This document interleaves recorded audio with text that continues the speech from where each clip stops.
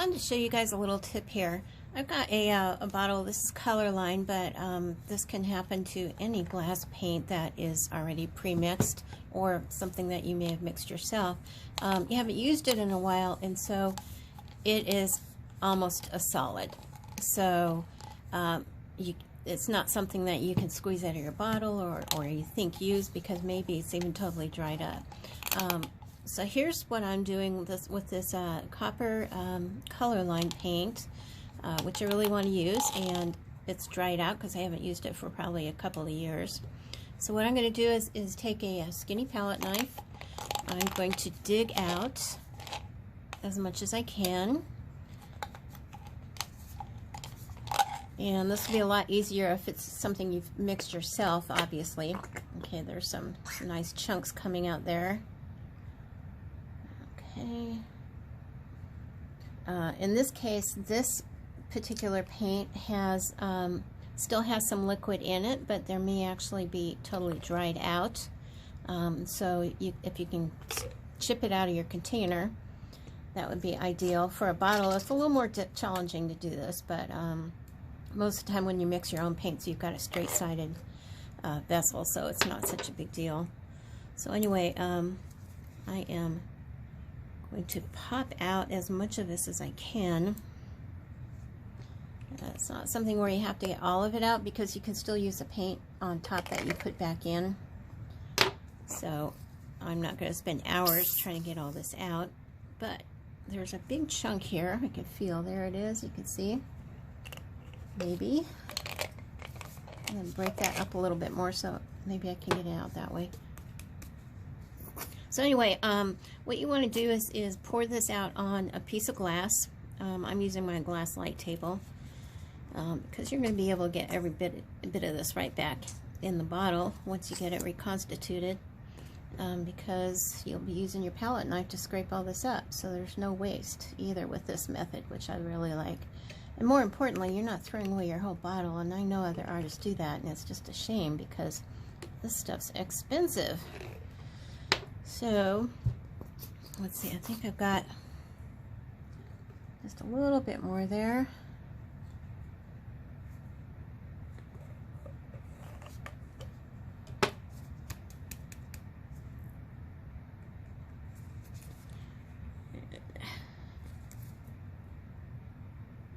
Okay, I think that's about the last of it here.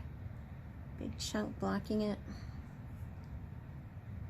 But you can see how hard and dry this paint is from the bottom. It's unusable in this current form. All right, almost got this bottle empty actually. I'll have to figure out how to speed up this part of the video, because you don't really want to watch paint dry.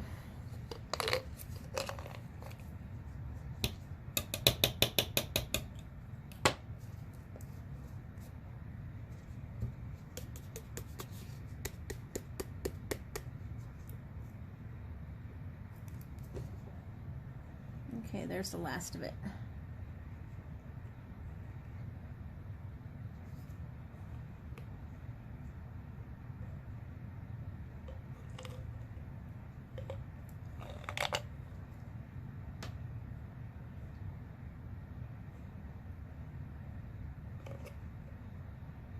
Okay, so that is, you can see in my bottle, that's pretty much most of the, I don't know if you can see that, that's most of the paint.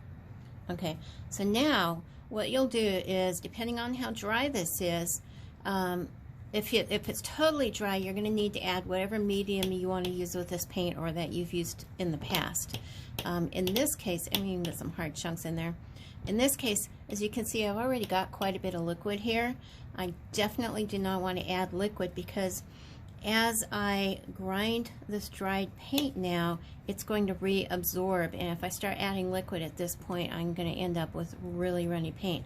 So what you do now is just start mashing and grinding, just like if you would mix up a paint from powder if you're using a palette. That's all you're doing, and you're starting to pull that liquid right back in. Let's see if I can get this a little further over. And you will be amazed at how well this will reconstitute.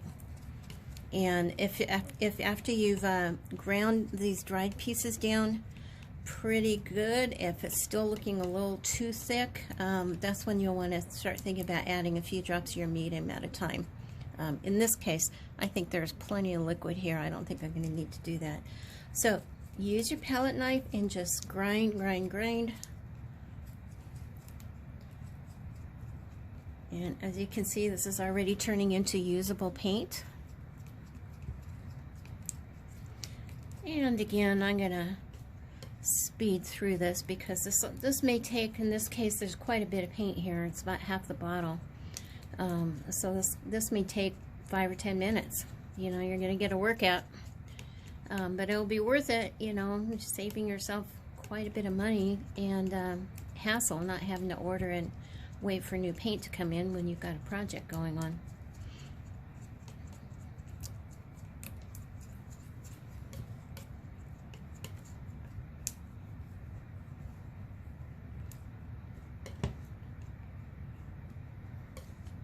So here my puddle is spreading out quite a bit, so I'm going to try and get some of that lassoed back in. But you can see I've still got some chunks in there. So I'm going to keep grinding until this is smooth.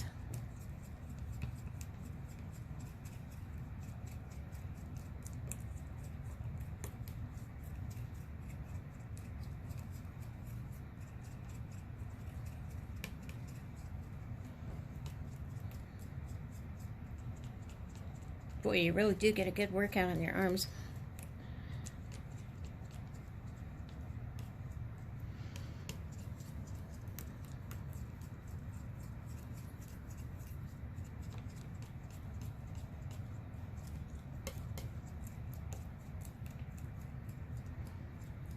Now I'm getting a lot of bubbles in here right now, so you can't really quite see, but you can see already how much it's starting to smooth out. And depending on your application, you may not need to go any further than this. You know, if you're painting, it's likely you're going to be putting on the smoother part of the paint and not lumps. In this case, I'm probably going to be using my metal tip, so it'd be nice not to have that constantly clogging. So I'm going to keep working this. And if it's a smaller amount, much easier and quicker to do. But larger amounts like this, it takes a little more time. But you do need to get whatever the entire amount out of the bottle, or most of it, because you need to maintain the same ratio of liquid to basically powdered glass, you know, that the paint originally has. So that means you're going to have to get it all out, whatever condition it's in. So anyway, as you can see, this smoothed out really nice, and now all I need to do is, it's a little messy, but I will be able to pick up every bit of this and put it right back in the bottle.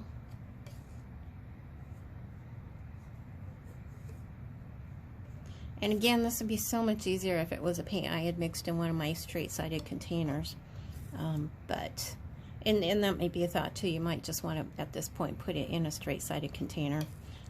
I'm putting it back in because I'm going to be using a tip. And I can't do that with a straight-sided container.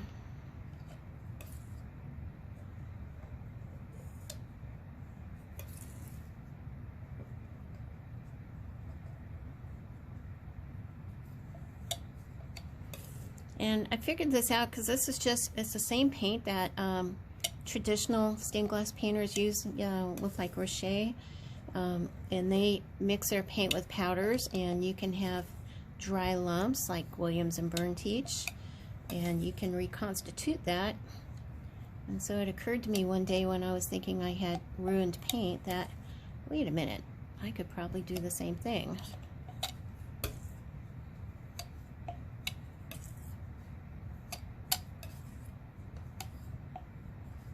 And as you can see, with your thin palette knife, you really can get every bit of this back into the bottle. Yeah, it gets a little messy. You're going to get some waste there. And all this takes is a piece of glass and a skinny palette knife.